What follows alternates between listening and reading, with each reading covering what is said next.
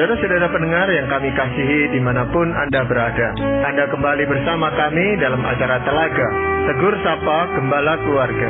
Saya Gunawan Santoso dari Lembaga Bina Keluarga Kristen akan berbincang-bincang dengan Bapak Pendeta Dr. Paul Gunadi.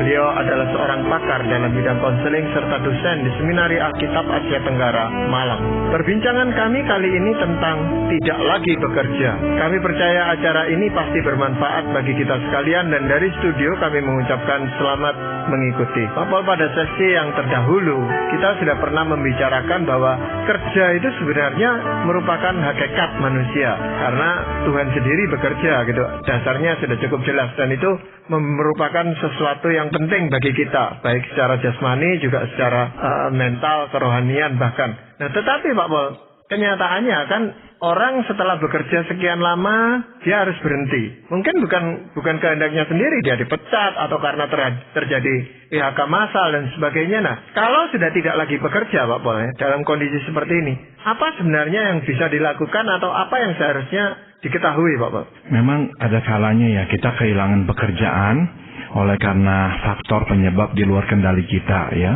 Namun ya ada kalanya juga kita kehilangan pekerjaan karena ya kesalahan kita ya. Tapi apapun penyebabnya, sudah tentu kehilangan pekerjaan apalagi untuk waktu yang berkepanjangan tidaklah baik Pak Gunawan. Nah, sudah tentu langkah apa yang harus kita ambil, pada dasarnya nantinya kita harus berusaha melakukan apapun. Jadi secara halal, secara benar di hadapan Tuhan, kerjakanlah apapun yang bisa kita kerjakan. Sebab tidak melakukan apa-apa sesuatu yang tidak sehat untuk jiwa kita. Tapi kalau kita bisa melakukan sesuatu sekecil apapun, tapi semaksimal mungkin kita kerjakan, itu yang nanti akan tetap mendorong kita untuk bekerja, sekaligus menjadi jembatan untuk kita nantinya untuk masuk ke dunia pekerjaan yang kita idamkan itu.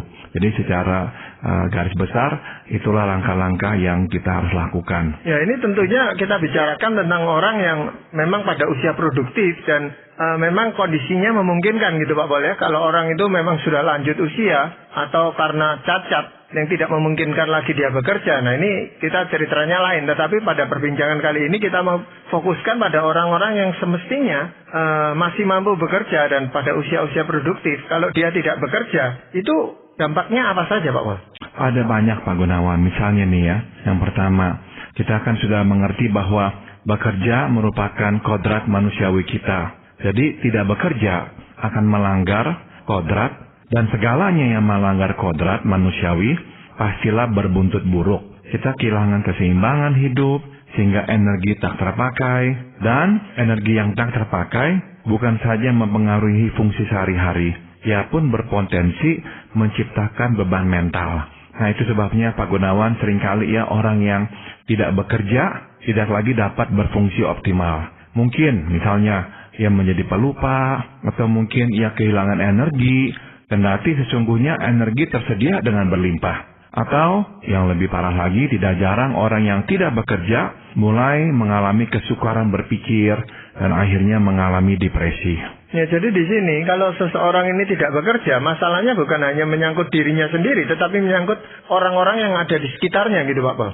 Betul sekali, dengan kata lain, sewaktu dia itu tidak bekerja, kondisinya yang menurun, kesemangatnya yang juga pupus, itu akan mempengaruhi lingkungannya. Misalnya, ada orang-orang yang dalam kondisi seperti itu, karena tidak bersemangat lagi untuk bekerja, untuk bertemu dengan orang, akhirnya juga tidak mau berjumpa atau bercakap-cakap dengan anggota keluarganya.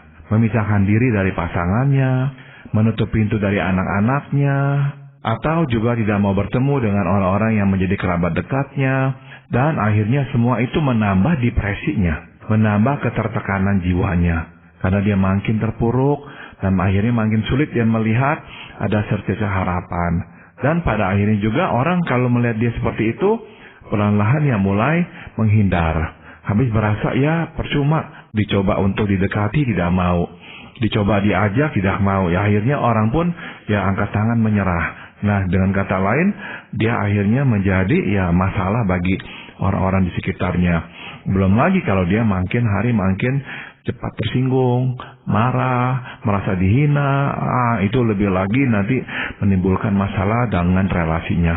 Ya memang biasanya pada awalnya dia tidak bekerja atau baru berhenti dari pekerjaan, dia masih bersemangat untuk mencari pekerjaan baru, Pak Paul. Tetapi setelah dicoba-coba lalu tidak ada hasilnya, maka terjadilah hal itu, dia menjadi mengurung diri dan sebagainya itu tadi, Pak Paul.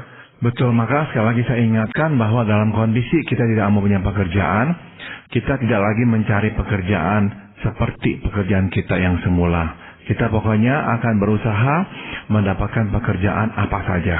Memang harus turun tingkat atau apalah, mempelajari sesuatu yang baru lah atau apa. Tapi pada akhirnya ya kita harus lakukan itu. Sebab kalau kita tidak lakukan itu, dampaknya nanti ya akan memakan atau memukul kita sendiri dan keluarga kita. Jadi kalau hanya menunggu belas kasihan orang lain untuk memberi pekerjaan, saya rasa itu suatu tindakan yang sia-sia dan malah akan memperburuk kondisinya, Pak Bos. Betul, Pak Gunawan. Jadi seperti kita ini misalnya lagi jalan, terus kita ini tersandung atau kejeblos masuk ke dalam lubang. Kita harus pertama-tama berusaha keluar dulu. Kita tidak bisa diam dulu, nengok kiri kanan, mengharapkan orang datang menolong kita terlebih dahulu. Tidak. Kita berusaha keluar dulu. Nah, dalam usaha keluar, kadang orang melihat dan menolong kita. Jadi selalu kita gunakan prinsip ini. Kita pertama harus berusaha keluar dari lubang ini. Nanti kalau orang melihat mau menolong, ya baru kita terima. Dengan tidak bekerja, Pak Paul, seseorang itu kan kehilangan penghasilannya gitu. Dan ini apa dampaknya, Pak Paul? Biasanya penurunan penghasilan berpotensi menciptakan perasaan cemas, Pak Gunawan. Kita itu akhirnya terus dirundung kecemasannya. Mampu nggak kita ini mencukupi untuk bulan ini? Bisa nggak tertutupi ya kebutuhan kita untuk bulan ini? Jadi akhirnya hidup itu tuh digenangi oleh kecemasan. Dan sudah tentu kecemasan seperti ini tidak sehat. Karena kita selalu hidup jadinya tuh tidak pasti, tidak bisa membuat rencana. Nah, setidak-tidaknya sebagai manusia, kita memang mesti ada sedikit banyak kepastian. Begitu kita masuk ke dalam ketidakpastian, besok bagaimana, itu sangat mengguncang kestabilan jiwa kita. Nah, biasanya pada kondisi seperti ini, ada juga orang-orang yang mendatangi dia dan menghibur dia, yang mengatakan, percaya saja pada Tuhan, nanti Tuhan akan buka jalan dan pasti akan menolong kamu gitu, Pak Paul. Nah, ini apakah tidak menolong, tidak bisa membantu orang ini untuk bisa mengurangi kecemasannya, Pak Paul? Saya kira penghiburan seperti itu dibutuhkan. Ya, kita perlu diingatkan bahwa Tuhan yang memelihara burung pipit di udara, Tuhan yang mendandani bunga bakung di padang, Tuhan juga akan memelihara hidup kita. Dia sudah berjanji dia akan memelihara hidup kita. Jadi kita mesti percayakan. Nah, yang tidak bisa kita lihat sekarang ini adalah cara bagaimanakah dia menolong kita. Namun sekali lagi kita juga harus berusaha keluar dari lubang itu. Kita mencari pekerjaan, apapun yang bisa kita kerjakan, kita kerjakan. Nah, Tuhan nanti akan melakukan bagian Tuhan, yaitu mencukupinya. Nah, memang dengan menyampaikan ayat-ayat seperti itu, Pak Paul, sebenarnya juga harus ditangkap atau dipahami secara benar gitu, Pak Paul, supaya tidak membuat orang ini menjadi lebih malas saja gitu. Dia pikir ya sudahlah, menunggu Tuhan yang mengerjakan, lalu dia melepaskan tanggung jawabnya gitu, Pak Paul. Betul sekali, ini yang harus kita hindari. Jangan sampai kita ini masuk ke dalam perangkap yang kita buat sendiri, dan akhirnya kita marah-marah dan kecewa kepada Tuhan. Kok Tuhan gak menolong saya? Padahal yang salah adalah kita sendiri. Ya, Tuhan pasti menolong, Tuhan pasti menyediakan, tapi kita lah yang mesti keluar dari lubang, kita lah yang juga harus melangkahkan kaki mencari nafkah untuk kehidupan kita. Ya, dampak yang lain apa, Bapak? Biasanya tidak bekerja membuat diri kita merasa tidak berguna. Kita merasa diri gagal, sehingga malu berjumpa dengan teman. Kita menghindar dari pertemuan dengan keluarga maupun teman-teman sehingga kita makin terisolir. Dan, nah ini yang parah. Biasanya akhirnya kepercayaan diri kita merosot. Dan kita takut memulai kembali. Jadi sewaktu kita sudah coba nggak dapat kerjaan. Nah biasanya tuh mulailah kita meragukan diri kita. Jangan-jangan ya memang masalahnya ada pada diri kita. Jangan-jangan ya memang saya itu tidak bisa atau bekerja. Makanya saya akhirnya diberhentikan dan sebagainya. Nah sudah tentu kita mesti memeriksa diri kita. Kalau memang ada hal-hal yang kita harus perbaiki, kita harus perbaiki. Kalau teman-teman dekat kita juga memberikan tanggapan kepada kita, ya seharusnya kamu nggak begini, ya seharusnya kamu begitu dan sebagainya, ya mungkin kita perlu dengarkan. Walaupun ya sebagai manusia dalam kondisi terpuruk, mendengar tanggapan-tanggapan seperti itu, biasanya yang muncul dalam hati kita adalah respons yang defensif. Kok orang nggak mau mengerti? Kok orang nggak mau membela saya atau berpihak kepada saya? Tapi ya mungkin dari 10 komentar, mungkin 9 tidak tepat. Mungkin saja. Tapi bukankah seringkali ada satu yang tepat? Nah, cobalah jadinya buka diri, dengarkan masukan dari teman-teman atau orang-orang yang mengenal kita dengan baik. Nah, terus kita coba koreksi. Kalau memang perlu dikoreksi, lakukanlah. Mungkin ada kompetensi atau keterampilan yang mesti kita kuasai dan memang harus kita akui belum kita kuasai dengan baik. Mungkin kita harus perbaiki diri. Mungkin kita harus menjalani training atau apa. Jadi inilah kesempatannya untuk memeriksa diri. Jangan biarkan diri kita terpuruk dan melekatkan label pada diri kita. Kamu gagal, kamu tidak bisa. Nah, jangan begitu. Periksa, apa tuh yang salah? Apa tuh kegagalan kita? Apa tuh tidak bisanya? Kalau memang kita yakini enggak kok memangnya saya bisa, teman ya memang ya diberhentikan saja karena alasan yang lain, ya sudah terima. Jalankan, maju lagi. Ya jangan biarkan akhirnya kita terpuruk oleh label-label negatif yang kita terapkan pada diri sendiri. Ya Pak Paul, kalau bekerja itu merupakan salah satu cara kita mengaktualisasikan diri kita. Dan ini sesuatu kebutuhan yang mendasar untuk setiap orang Pak Paul ya. Nah, bagaimana ketika seseorang itu tidak bekerja Pak Paul? Biasanya ya karena dia tidak bisa mendayagunakan potensinya, dia merasa ada yang bisa dia lakukan, tapi sekarang tidak bisa dilakukannya karena tidak ada kesempatan untuk mengaktualisasikan kemampuannya. Biasanya frustrasi. Ini sebabnya lah orang yang tidak bekerja acap kali sering marah. Karena memang hatinya sudah terisi oleh rasa frustrasi. Kok saya nggak bisa begini? Kok saya nggak bisa melakukan ini? Jadi akhirnya marah. Mula-mula marah kepada diri sendiri, marah terhadap pekerjaan, terhadap dunia. Akhirnya kita mulailah marah-marah kepada orang-orang di sekitar kita pula. Apakah frustrasi itu hanya diwujudkan lewat kemarahan seperti itu, Pak? Biasanya kalau kita ini orangnya extrovert, kita akan ungkapkan itu lewat kemarahan-kemarahan. Tapi kalau kita orang yang introvert, kefrustrasian itu kita tidak lontarkan keluar, tapi kita arahkan ke dalam. Biasanya kita justru menyalahkan diri.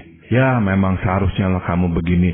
Kamu memang orang yang gak disenangi orang. Kamu memang orang yang sudah dibuang oleh orang. Kamu tidak diinginkan kehadiran di sana. Kamu memang sengaja dibedakan. Jadi kita masuk ke dalam pola mengasihani diri. Karena sebetulnya kita frustrasi tidak bisa mengembangkan potensi diri kita. Jadi sebenarnya pada saat-saat seperti ini, ketika orang kehilangan pekerjaannya Pak Paul ya, itu peranan keluarga seberapa besar Pak Paul? Sangat-sangat besar Pak Gunawan. Namun memang haruslah ya menghadapi pihak yang kehilangan pekerjaan itu dengan bijaksana. Sebisanya ya cobalah lewati hidup seperti biasa. Jadi jangan gara-gara ada yang tidak bekerja maka kita harus membuat hidup itu tiba-tiba sangat berbeda dari biasanya. Jadi misalkan kita terbiasa untuk berbicara, ngobrol-ngobrol, nonton televisi bersama, lakukanlah semua itu. Kita biasa berdoa bersama, nah lakukanlah hal itu juga. Jadi cobalah pertahankan kerutinan yang biasa kita lakukan. Sebaiknya juga pasangan tidak menyuruh-nyuruh, mengingat-ingatkan, lebih sering mengingatkan pada umumnya, lebih membuat pasangan yang kehilangan pekerjaan itu tambah defensif, tambah frustrasi, tambah marah. Jadi sebaiknya kalau kita ya melihat pasangan kita kok rasanya murung, diam aja, nggak punya pekerjaan, ya kita hampiri, kita katakan, saya doakan kamu ya, saya tahu ini masa yang sulit buat kamu, saya tahu kamu memikirkan kita semua. Dan saya tahu pada akhirnya kamu akan berusaha melakukan apapun untuk menolong kita semua. Jadi kita berikan dorongan-dorongan seperti itu. Kita sampaikan keyakinan dan pengharapan kita bahwa dia akan berbuat sesuatu dan tidak akan membiarkan dirinya terus terpuruk. Tapi kita ungkapkan itu secara positif, bukan dalam justru atau dengan nada menghakimi atau menjatuhkannya. dalam hal seseorang kehilangan pekerjaan, Pak Pol ya, ternyata reaksinya itu berbeda-beda ya. Itu sudah pasti, Pak Pol ya. Tetapi secara gender itu, yang pria dan yang wanita, tanggapannya kok bisa berbeda juga, Pak Pol ya. Bahwa yang pria ini lebih rentan merasa lebih kehilangan dibandingkan kalau itu wanita gitu, Pak Pol. Karena memang beban keluarga pada umumnya ada pada pundak suami ya, Pak Gunawan. Jadi waktu dia kehilangan pekerjaan, otomatis dia lebih goncang. Dia lebih memikirkan bagaimana nanti ini. Sebab saya yang bertanggung jawab. Saya harus mencukupi menafkahi keluarga saya. Jadi umumnya pukulan itu lebih berat. Karena memang ya semua ada pada pundak dia. Yang kedua ya kita harus akui juga bahwa kemampuan untuk menafkahi itu terkait sekali dengan penghargaan diri seorang pria. Jadi waktu dia berhasil menafkahi keluarganya, ya dia merasa dirinya bernilai, berharga. Waktu dia kok nggak bisa lagi menafkahi keluarganya, sedikit banyak dia merasa dia tidak lagi terlalu seberharga dulu. Dia tidak bisa mencukupi kebutuhan keluarganya. Jadi memang ada dua penyebab ini yang membuat biasanya reaksi pada pria itu lebih parah dibandingkan pada wanita. Ya kalau dua-duanya belum bekerja, Pak, belum berkeluarga maksud saya gitu, Pak Pol. Apakah juga ada perbedaan seperti itu, Pak? Saya kira ada, Pak Gunawan, sebab sekali lagi tuntutan bekerja lebih besar ada pada pria dibandingkan wanita. Kalau kita melihat wanita misalkan, ya umur 30 tahun, belum bekerja, saya kira sedikit orang yang akan memandangnya secara negatif. Ya, tapi kalau seorang pria sudah berusia 30 tahun dan belum pernah bekerja, saya kira lebih banyak orang yang akan berpikir negatif tentang dirinya. Aduh, ini orang kok males, ini orang kok nggak mau cari kerja, dan sebagainya.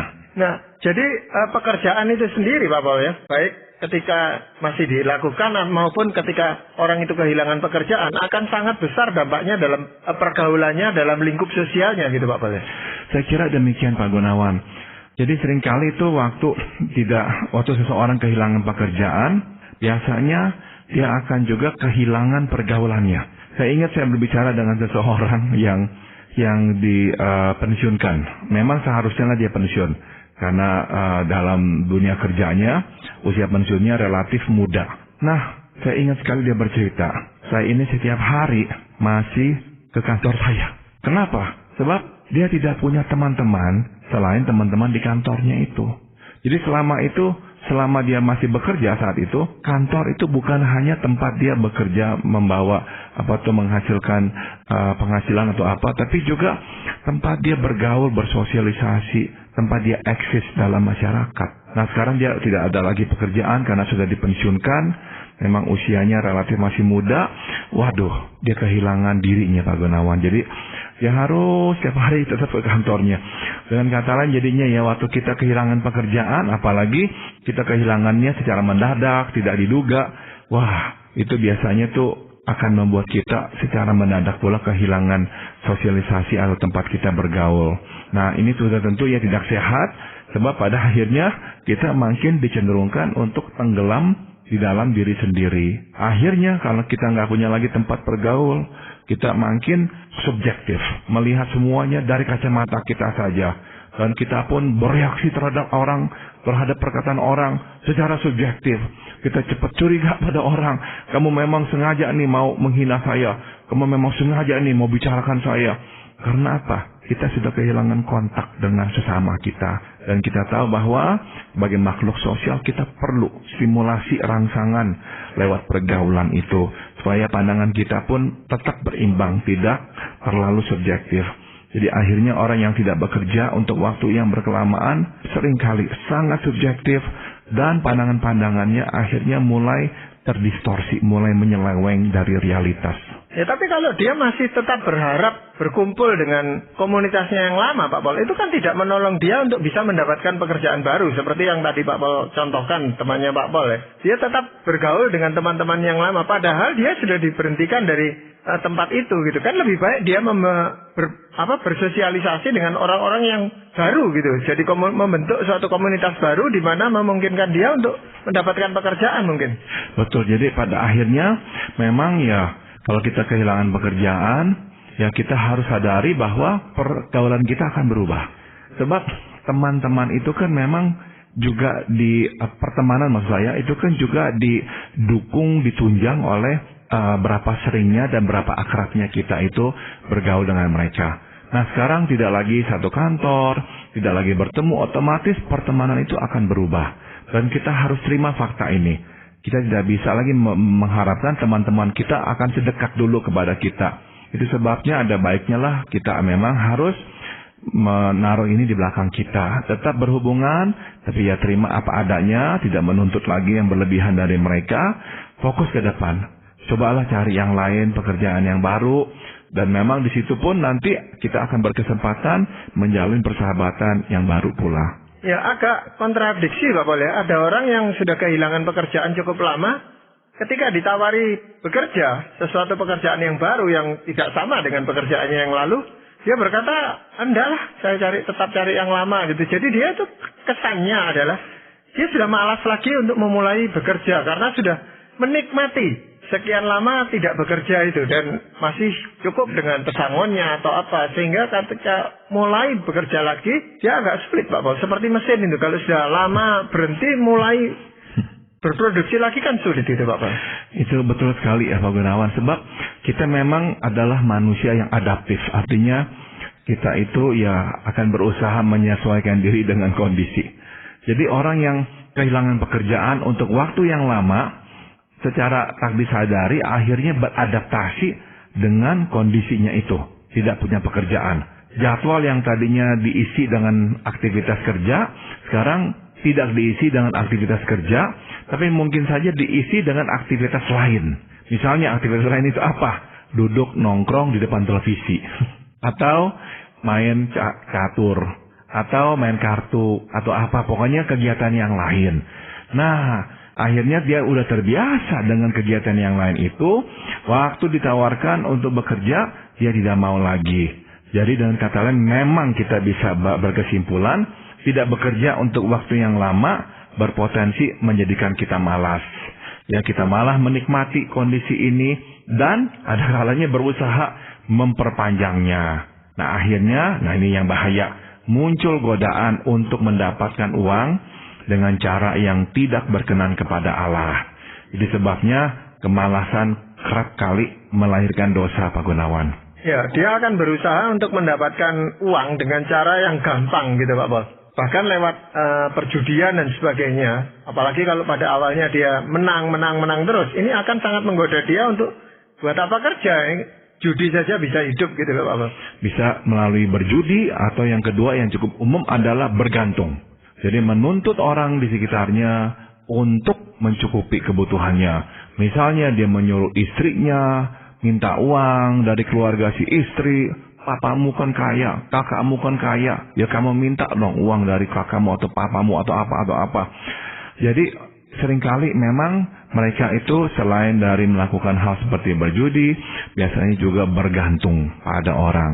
Seolah-olah orang itu berutang dan berkewajiban kepadanya untuk memberi bantuan dan mencukupi kebutuhannya. Ini emang adalah perbuatan yang lahir dari kemalasan itu. Ya memang ada beberapa kasus Pak Pol ya, di tengah keluarga di mana suami istri itu tadinya mulainya sama-sama bekerja. Kemudian si suami ini di PHK.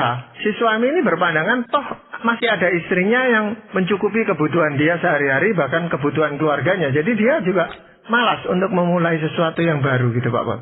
Betul sekali. Jadi ini adalah sebuah mentalitas yang kita mesti jaga. Jangan sampai kita tertular olehnya. Kita jangan sampai terjangkiti oleh mentalitas ini. Sebab kalau kita tidak hati-hati, meskipun kita tadinya adalah orang yang rajin bekerja, tapi kalau sudah tidak bekerja untuk waktu yang berkepanjangan, kita bisa berubah menjadi seperti itu. Jadi ada orang yang mungkin waktu bekerja dulu itu bekerja dengan giat, tapi karena sudah begitu lama kehilangan pekerjaan dan menikmatinya dan berhasil mendapatkan uang dengan cara yang tidak halal, namun memang tidak ketahuan, dan akhirnya tidak mau lagi keluar dari hidup yang seperti itu. Menikmatinya, justru waktu orang menanyakan dan menyuruhnya bekerja, dia tersinggung dan sebagainya.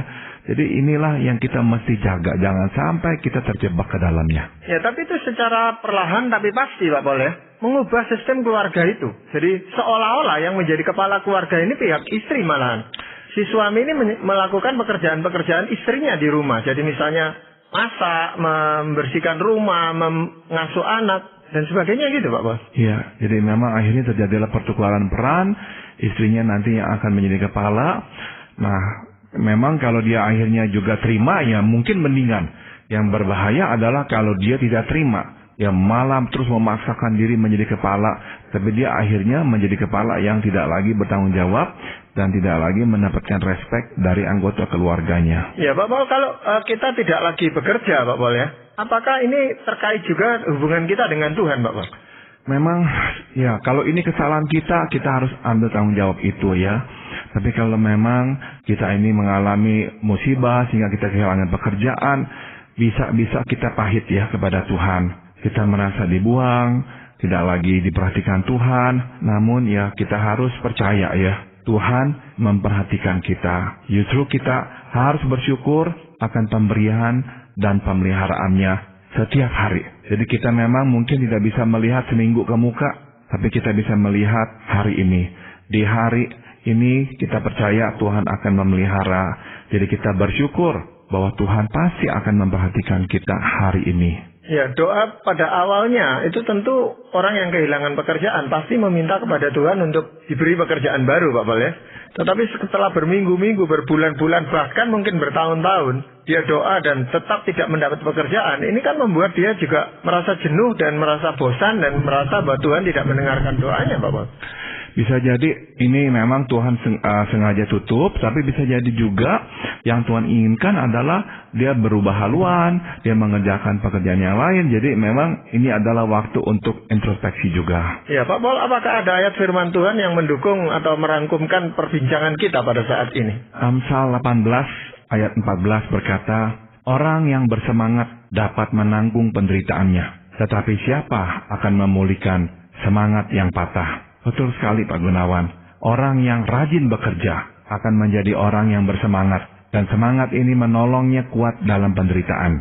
Sebaliknya, kehilangan pekerjaan membuat kita cepat menyerah. Dan tidak lagi bersemangat untuk melakukan apapun. Itu sebabnya kita harus lari kepada Kristus yang dapat mengobarkan semangat kita untuk berserah kembali kepadanya. Ya, terima kasih Pak Paul untuk perbincangan ini, dan para pendengar sekalian, kami mengucapkan banyak terima kasih Anda telah mengikuti perbincangan kami dengan Bapak Pendeta Dr. Paul Gunadi dalam acara Telaga, Tegur Sapa Gembala Keluarga. Kami baru saja berbincang-bincang tentang tidak lagi bekerja.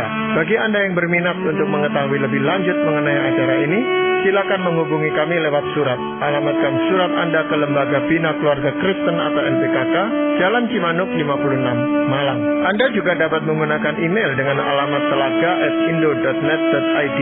Kami juga mengundang Anda mengunjungi situs kami di www.telaga.org. Saran-saran, pertanyaan, serta tanggapan Anda sangat kami nantikan. Akhirnya dari studio, kami mengucapkan terima kasih atas perhatian Anda, dan sampai jumpa pada acara Telaga yang akan datang.